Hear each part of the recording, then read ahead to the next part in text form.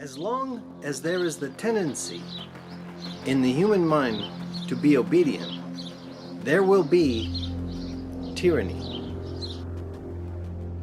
There will always be people who will use that primal leverage, the primal leverage of fear. Hello and welcome. My name is Adam Lane, and this is the search for terrestrial intelligence.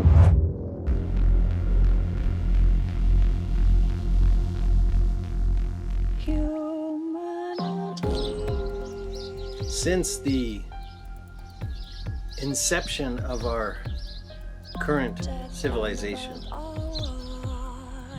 there has been tyranny. And the reason I'm going back and really analyzing how it all began, there hasn't been any real change in that dynamic of a ruling elite being the tiny percentage of the population, literally billions of people, that for whatever reason in their mind feel it necessary to be subjected to that tyranny. As long as there is the tendency in the human mind to be obedient, there will be tyranny. There will always be people who will use that primal leverage, the primal leverage of fear, to force other humans into compliance. It will always exist.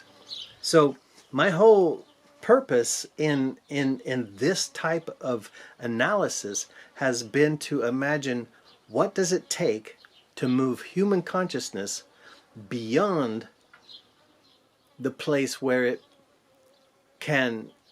will accept tyranny. I want to move human consciousness beyond the place where it will accept tyranny as a viable form of government. See, we won't have an evolution in the way humans behave, the way humans behave amongst each other. We won't have that transition into consciousness that will be required to achieve peace in the world. Everybody wants world peace, right? People want to have peace. They want to have freedom. But they don't realize the only way they will ever have that is when humanity realizes that one man cannot tell another man how he's supposed to live.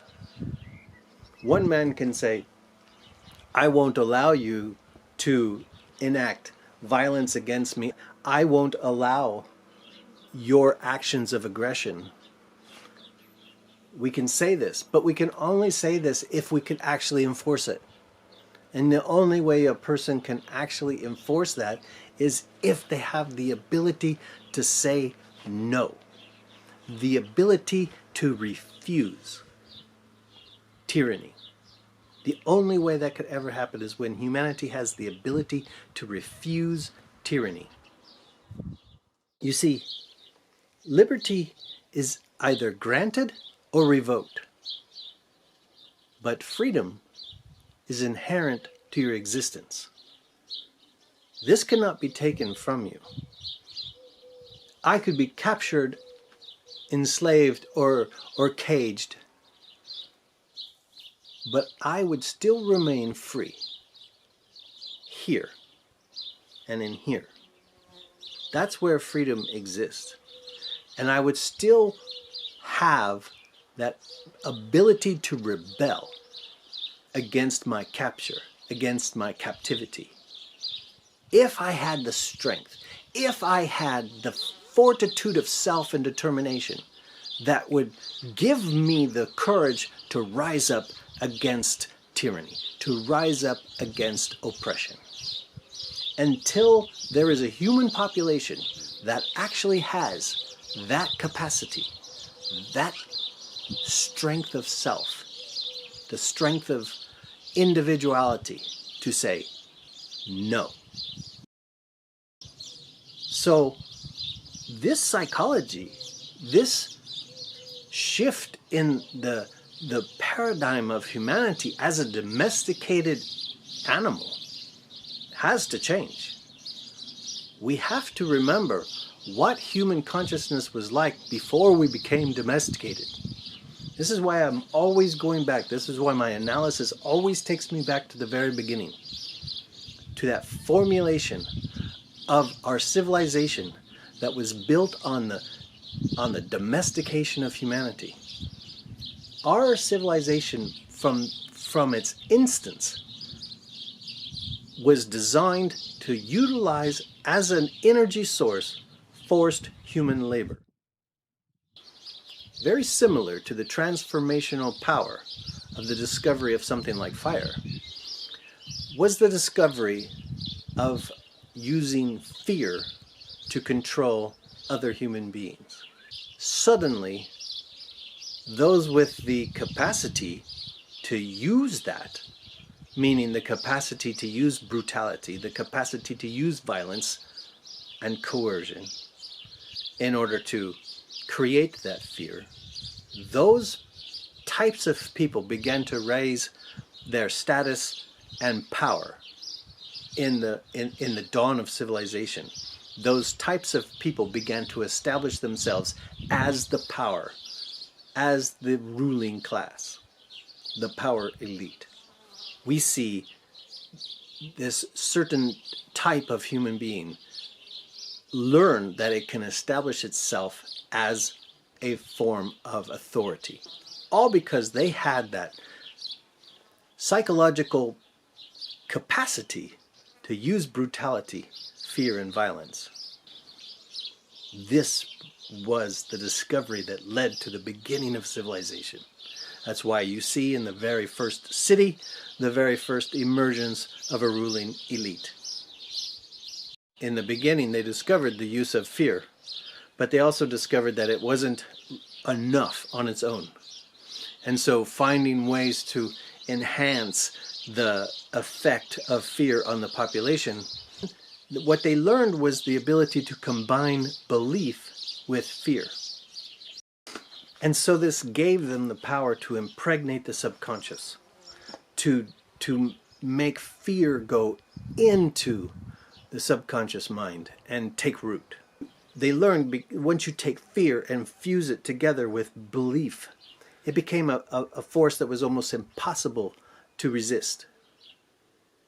The establishment of fear encased in belief, generation after generation after generation, goes deeper and deeper and deeper into the subconscious. And to the point where people just accept, this is the way it is.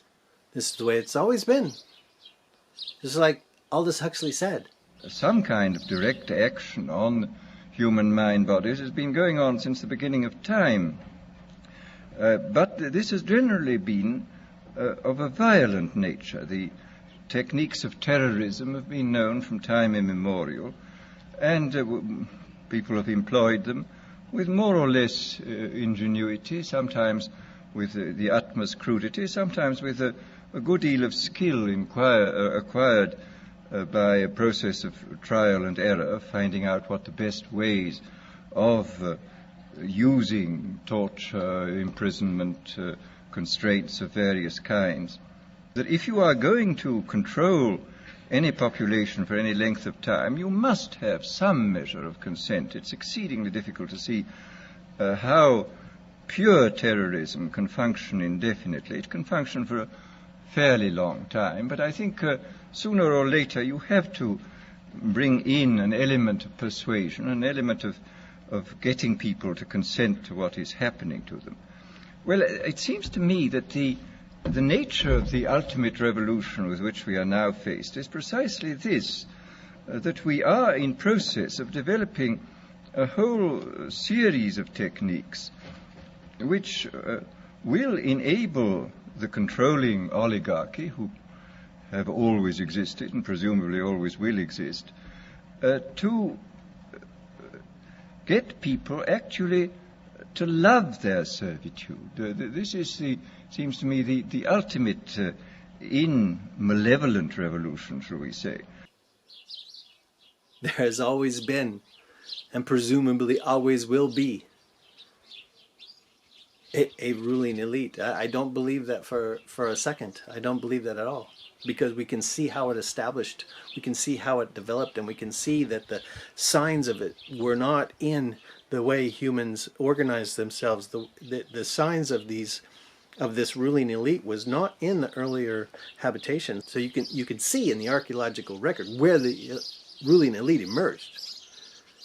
So you wouldn't see that if it had always been. It would be there in every record, and it's not. Because, this ruling elite is not the same thing as a social hierarchy. It's an incoherent abomination to natural hierarchy. It's not the same thing. So, there you have it. That is my purpose in developing psychological self-defense tactics, to learn what does it take to think for oneself, what is the nature of thinking for oneself, what kind of tactics are necessary for psychological self-defense, for cognitive self-defense, what are the countermeasures that we can do as a people to counter the war on consciousness, to counter the information war that's being waged against us. That freedom cannot be granted, like liberty. It cannot be revoked.